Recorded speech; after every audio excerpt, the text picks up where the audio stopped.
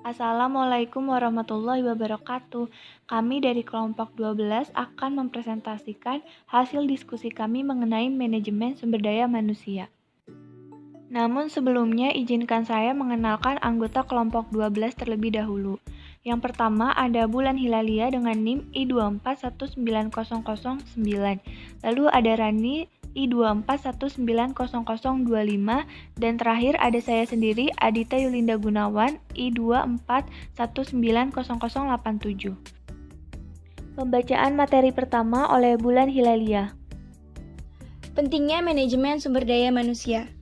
Menurut Dassler tahun 2003, MSDM sebagai proses memperoleh, melatih, menilai, dan memberikan kompensasi kepada karyawan, memperlihatkan hubungan kerja mereka, kesehatan, dan keamanan, serta masalah keadilan. Adapun peran penting MSDM yang disampaikan oleh Robbins and Coulter tahun 2005 yaitu yang pertama ada MSDM merupakan bagian penting dalam manajemen perusahaan. Yang kedua, salah satu alat strategis perusahaan dalam meraih dan mempertahankan keunggulan berkompetisi. Dan yang terakhir yaitu yang ketiga ada nilai tambah bagi perusahaan. Selanjutnya itu ada prinsip dalam pendekatan strategi manajemen sumber daya manusia. Yang pertama itu ada karyawan merupakan unsur investasi efektif yang jika dikelola dan dikembangkan dengan baik akan berpengaruh pada imbalan jangka panjang ke dalam perusahaan dalam bentuk produktivitas yang besar. Yang kedua, kebijakan, program, dan pelaksanaan harus diciptakan dengan memuaskan kedua pihak, yaitu perusahaan dan karyawan. Yang ketiga, lingkungan kerja harus diciptakan agar karyawan terdorong untuk mengembangkan dan memanfaatkan keahliannya semaksimal mungkin. Dan yang terakhir yaitu yang keempat, program dan pelaksanaan MSDM harus dilaksanakan dalam kebutuhan seimbang antara pemenuhan tujuan perusahaan dan karyawan. Lalu selanjutnya ada faktor yang mempengaruhi kinerja perusahaan dan karyawan menurut Anthony et al. Tahun 1996.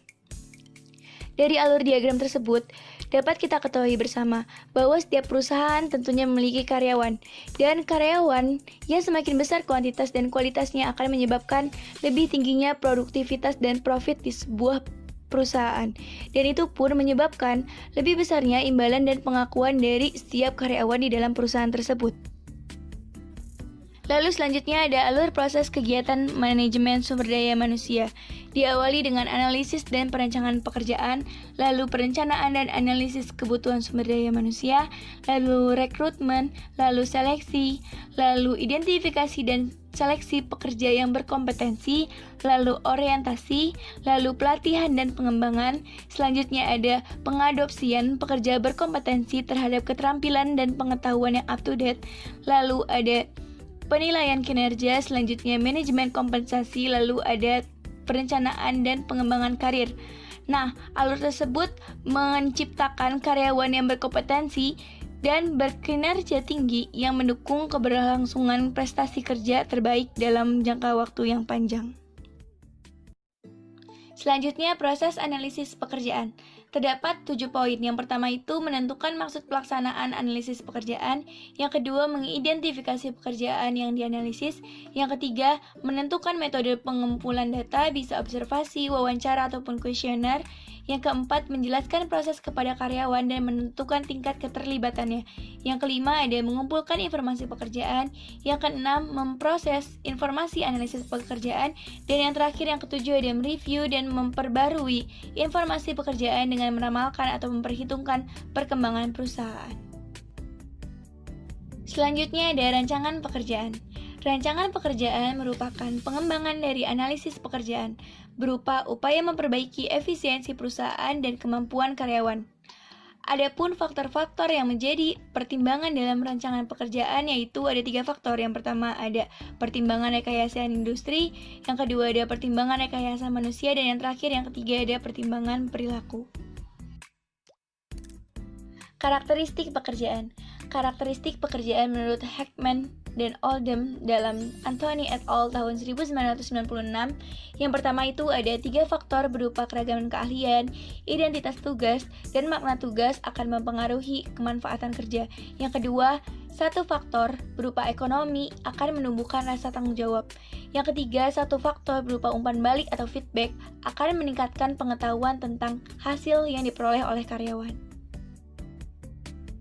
Lalu selanjutnya ada hal penting dalam perencanaan sumber daya manusia.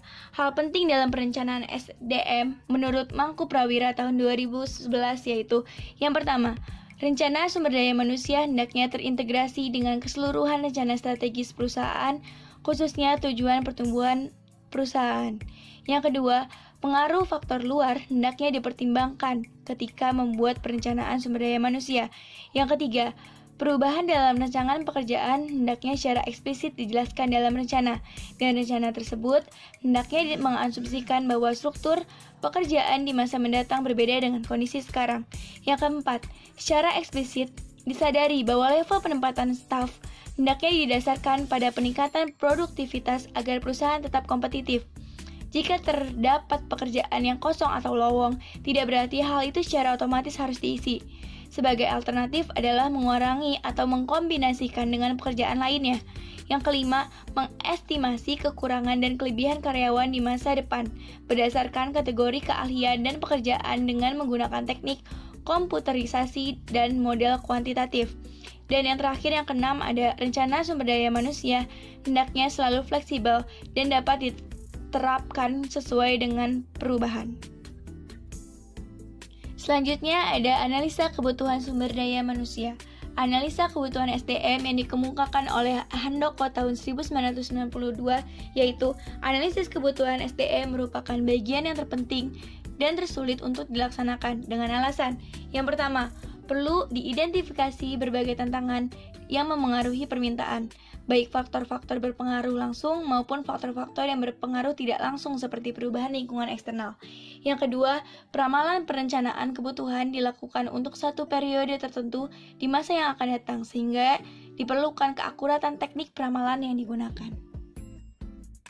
Selanjutnya ada faktor-faktor yang perlu dipertimbangkan dalam menganalisis kebutuhan sumber daya manusia. Ada dua faktor. Yang pertama yaitu ada faktor perubahan lingkungan eksternal berupa kondisi perekonomian makro, hukum, sosial, politik, ilmu pengetahuan dan teknologi, serta persaingan usaha. Yang kedua itu ada faktor lingkungan internal berupa perubahan kondisi perusahaan dan perubahan kondisi karyawan. Pembacaan materi selanjutnya oleh Adita Yulinda Gunawan. Teknik peramalan kebutuhan sumber daya manusia ada dua perkiraan jangka waktunya, yaitu perkiraan jangka pendek bersifat 1 tahun dengan asumsi hampir semua sumber daya, khususnya teknologi produksi tidak berubah, berupa analisis anggaran, analisis beban kerja, dan analisis struktur perusahaan. Lalu yang kedua ada perkiraan jangka panjang mencapai 5-10 tahun dengan asumsi hampir semua sumber daya berubah, terdiri dari analisis permintaan unit, analisis permintaan keorganisasian, pendapat pakar atau ahli, analisis kecenderungan atau tren, analisis statistik, analisis bagan penempatan, model peramalan agregat, dan analisis Markov. Rekrutmen dan seleksi. Rekrutmen adalah usaha yang dilakukan untuk mencari dan menarik tenaga kerja agar melamar lowongan pekerjaan pada suatu perusahaan. Ada dua metode rekrutmen, yaitu rekrutmen internal dan rekrutmen eksternal, di mana rekrutmen internal ini calon karyawan diambil dari dalam perusahaan dengan cara penempatan pekerjaan, inventarisasi keahlian, penawaran pekerjaan, dan rekomendasi karyawan. Lalu untuk yang rekrutmen eksternal, ini karyawan diambil dari luar perusahaan dengan cara institusi pendidikan, iklan, agen pemerintah, agen swasta, dan sebagainya. Keunggulan dan kelemahan rekrutmen internal. Keunggulannya adalah karyawan telah familiar dengan perusahaan, biaya rekrutmen dan pelatihan rendah, meningkatkan moral dan motivasi karyawan, peluang berhasil karena penilaian kemampuan dan keahlian lebih cepat. Kelemahannya adalah konflik politik promosi posisi, tidak berkembang, masalah moral tidak dipromosikan.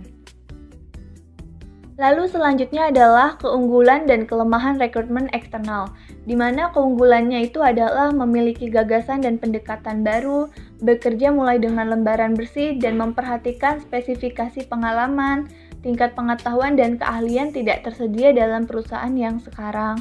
Kelemahannya adalah keterbatasan keteraturan antara karyawan dan perusahaan, moral dan komitmen karyawan rendah, juga periode penyesuaian yang lama.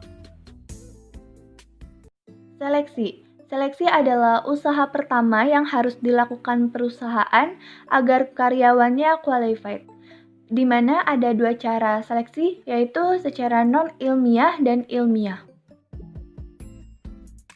Seleksi non-ilmiah yaitu seleksi yang dilaksanakan tidak berdasarkan kepada kriteria, standar, atau spesifikasi kebutuhan nyata pekerjaan atau jabatan, tetapi hanya didasarkan kepada perkiraan dan pengalaman saja. Unsur-unsur yang diseleksi meliputi surat lamaran, ijazah sekolah dan daftar nilai, surat keterangan pekerjaan dan pengalaman, referensi dari pihak yang dapat dipercaya, wawancara langsung, penampilan dan keadaan fisik pelamar, keturunan dari pelamar bersangkutan, dan tulisan pelamar. Seleksi ini kurang dapat dipercaya, bahkan menimbulkan kesulitan bagi perusahaan. Sedangkan seleksi ilmiah adalah seleksi ini didasarkan kepada spesifikasi pekerjaan dan kebutuhan nyata pekerjaan atau jabatan yang diisi, serta berpedoman kepada kriteria dan standar-standar tertentu. Seleksi ilmiah dilakukan dengan cara metode kerja yang jelas dan sistematis, berorientasi kepada prestasi kerja, berorientasi kepada kebutuhan real karyawan, berdasarkan kepada analisis kebutuhan SDM dan ilmu sosial lainnya, dan juga berpedoman kepada Undang-Undang Ketenagakerjaan.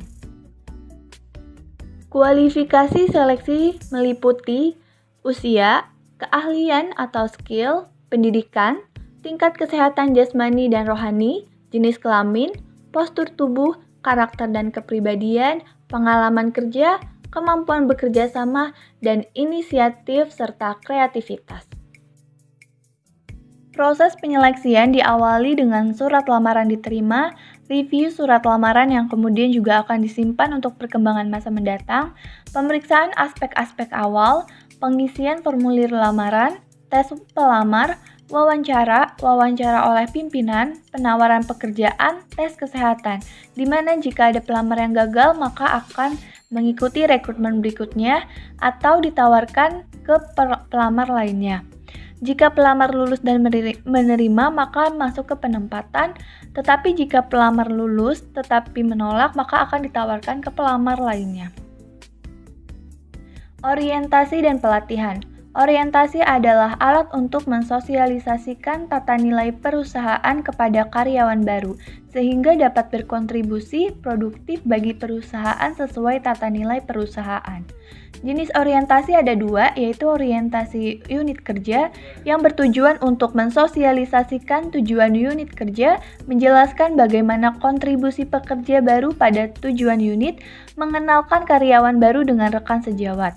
Lalu yang kedua ada orientasi organisasi dengan tujuan menginformasikan kepada karyawan baru tentang nilai-nilai perusahaan, mengenalkan fasilitas atau hak yang diperoleh oleh karyawan baru.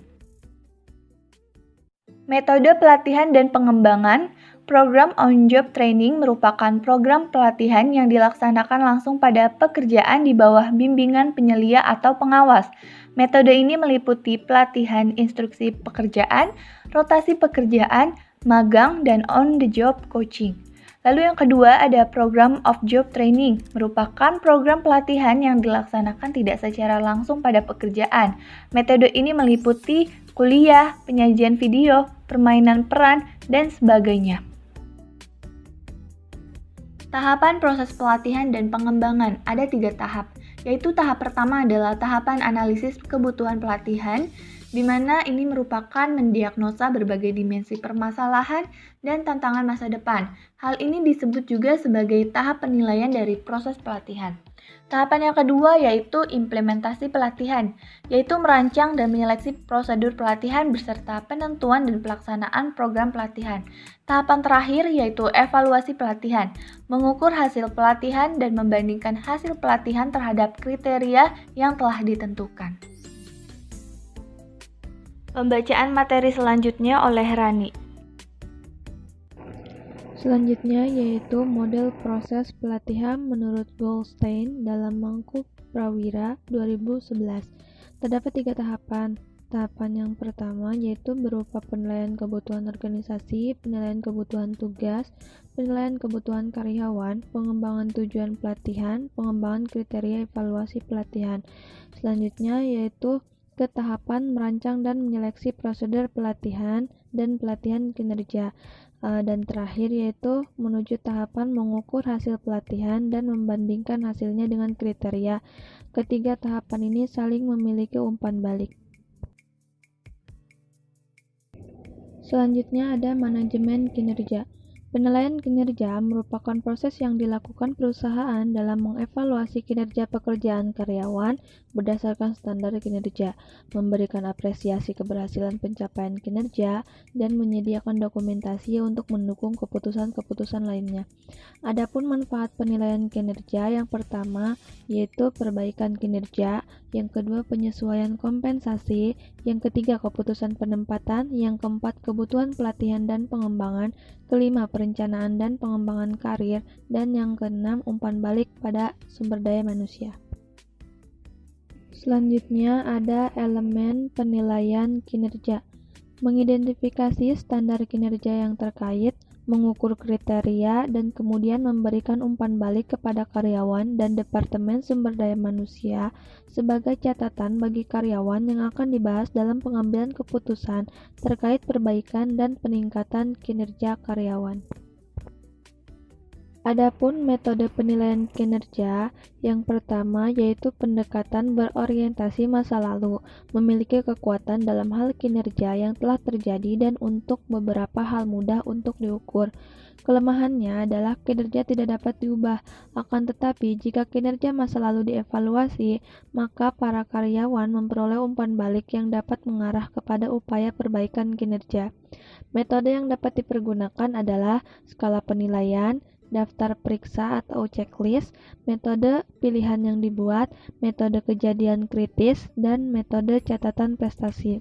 Dan yang kedua, yaitu pendekatan berorientasi masa depan, berfokus kepada peningkatan kinerja masa depan dengan mengevaluasi potensi karyawan atau merumuskan tujuan kinerja masa depan. Dalam praktiknya, banyak pendekatan berorientasi masa lalu merupakan bagian dari penyelia dan karyawan untuk mencatat rencana masa depannya. Metode yang dapat dipergunakan adalah penilaian diri, pengelolaan berdasarkan tujuan, dan penilaian psikologis. Manajemen kompensasi. Kompensasi meliputi bentuk pembayaran tunai langsung, pembayaran tidak langsung dalam bentuk manfaat karyawan, dan insentif untuk memotivasi karyawan agar bekerja keras untuk mencapai produktivitas yang semakin tinggi. Kompensasi merupakan sesuatu yang diterima karyawan sebagai penukar dari kontribusi jasa mereka pada perusahaan. Tujuan manajemen kompensasi yang pertama yaitu memperoleh karyawan yang berkualifikasi, yang kedua mempertahankan karyawan yang ada, yang ketiga menjamin keadilan, yang keempat penghargaan terhadap perilaku yang diinginkan, yang kelima memfasilitasi pengertian antara pihak manajemen dan karyawan. Jenis kompensasi itu ada 2, pembayaran langsung dan pembayaran tidak langsung. Pembayaran langsung misalnya gaji pokok seperti upah atau gaji, dan ada gaji variabel yaitu bonus, insentif, dan kepemilikan saham. Lalu pada pembayaran tidak langsung seperti tunjangan, contohnya yaitu asuransi kesehatan, liburan pengganti, dana pensiun, dan lain sebagainya. Faktor yang mempengaruhi kompensasi ada 7. Yang pertama, ukuran organisasi perusahaan. Yang kedua, keuntungan atau laba yang diperoleh perusahaan. Yang ketiga, letak geografis perusahaan berada. Yang keempat, filosofi manajemen kompensasi atau pembayaran saat ini. Yang kelima, jenis industri. Yang keenam, spesifikasi atau keahlian mengerjakan suatu pekerjaan. Yang ketujuh, tingkat partisipasi karyawan yang ditunjukkan oleh kinerja dan berapa lama berada dalam perusahaan. Selanjutnya ada balas jasa berdasarkan merit.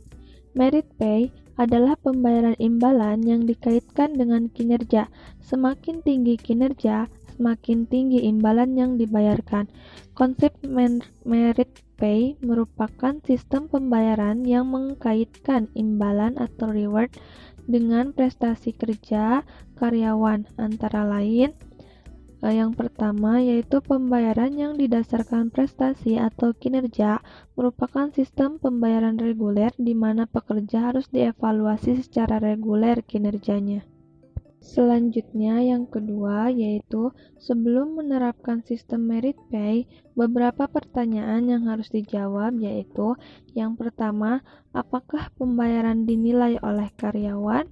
Yang kedua, apakah sasaran yang dicapai dibayar berdasarkan kinerja? Yang ketiga, apakah nilai-nilai perusahaan menguntungkan bagi sistem pembayaran kinerja? Yang keempat, dapatkah kinerja diukur dan dievaluasi? Yang kelima, bagaimana bayaran akan dikaitkan dengan kinerja seperti peningkatan jasa, bonus, komisi, insentif? Apakah sumber keuangan organisasi memadai? Yang keenam, tahapan apa yang ditempuh untuk memantau dan mengendalikan sistem? Dan yang terakhir, tahapan apa yang ditempuh manajemen dan karyawan agar mempunyai komitmen terhadap sistem? Lalu ada perencanaan dan pengembangan karir. Karir adalah semua pekerjaan yang dipegang seseorang dalam pekerjaannya. Faktor-faktor yang terkait dengan karir. Yang pertama, keadilan dalam karir, perhatian dan peran penyelia supervisor dalam karir karyawan. Yang ketiga, kesadaran tentang kesempatan. Yang keempat, minat karyawan. Yang kelima, tingkat kepuasan karir berdasarkan usia dan kedudukan karyawan. Selanjutnya, kelompok kami mengambil studi kasus mengenai manajemen sumber daya manusia pada Bank Negara Indonesia atau Bank BNI. Bank Negara Indonesia atau Bank BNI. Pengembangan sumber daya manusia di Bank BNI ini merupakan bagian dari manajemen internal perusahaan. Sebagai bagian yang memberikan pengaruh besar pada perusahaan, hal ini pastinya tidak bisa dianggap sepele.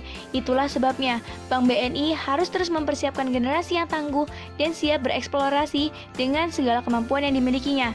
Kemampuan yang dimiliki setiap sumber daya manusia harus terus dikembangkan hingga kemampuan tersebut mampu memberikan kontribusi yang besar untuk perusahaan. Pengembangan sumber daya manusia di Bank BNI merupakan salah satu langkah yang ditempuh untuk mewujudkan karyawan yang mempunyai integritas dan kemampuan yang tinggi. Dengan sumber daya manusia yang bagus, maka akan memberikan dampak positif untuk organisasi. Sumber daya manusia merupakan salah satu faktor kunci keberhasilan untuk memenangkan persaingan dalam era globalisasi dan perdagangan bebas. Sebagai implikasi dari semakin meningkatnya tingkat persaingan, tuntutan sumber daya manusia yang berkualitas semakin meningkat pula. Kegiatan pelatihan dan pengembangan pegawai yang dilakukan oleh Bank BNI telah berhasil meningkatkan kinerja pegawai Bank BNI, sekaligus kinerja dari perusahaan. Metode penelitian yang dilakukan adalah kaji manajemen, sedangkan metode analisisnya menggunakan metode deduktif, di mana sistem pelatihan dan pengembangan sumber daya manusia yang dibutuhkan disusun berdasarkan analisis terhadap sistem pelatihan dan pengembangan ideal dibandingkan dengan kondisi nyata. Agar program pelatihan yang dilakukan benar-benar dirasakan manfaatnya dan dapat mencapai sasaran yang baik, maka penilaian kebutuhan pelatihan sebaiknya dilakukan dengan analisis organisasi, analisis tugas atau prestasi, dan analisis individu. Dari hasil analisis terhadap kecenderungan perbankan dan tuntutan sumber daya perbankan, Pada era globalisasi dan perdagangan bebas, mayoritas responden setuju bahwa terdapat 7 kelompok kompetensi yang harus dimiliki oleh sumber daya manusia perbankan, yaitu yang pertama, sumber daya manusia di masa mendatang dituntut untuk dapat mengatur diri sendiri. Yang kedua, sumber daya manusia masa mendatang harus memiliki motivasi tinggi. Yang ketiga, harus memiliki kemampuan komunikasi dan hubungan interpersonal. Yang keempat, mempunyai kemampuan untuk mengembangkan budaya bangsa. Yang kelima, harus memiliki keterampilan teknikal dan profesional. Yang keenam, untuk mengembangkan bisnis, sumber daya manusia masa mendatang harus memiliki pandangan konsumen sebagai raja dan mempunyai kesiapan untuk melayani. Dan yang terakhir, yang ketujuh, sumber daya manusia perbankan Indonesia dituntut untuk memiliki keterampilan manajerial yang mantap. Begitu pentingnya keberadaan pengembangan sumber daya manusia di sebuah bank, karena sumber daya manusialah kunci utama keberhasilan sebuah perusahaan. Sekian yang dapat kami sampaikan dari kelompok 12. Terima kasih. Wassalamualaikum warahmatullahi wabarakatuh.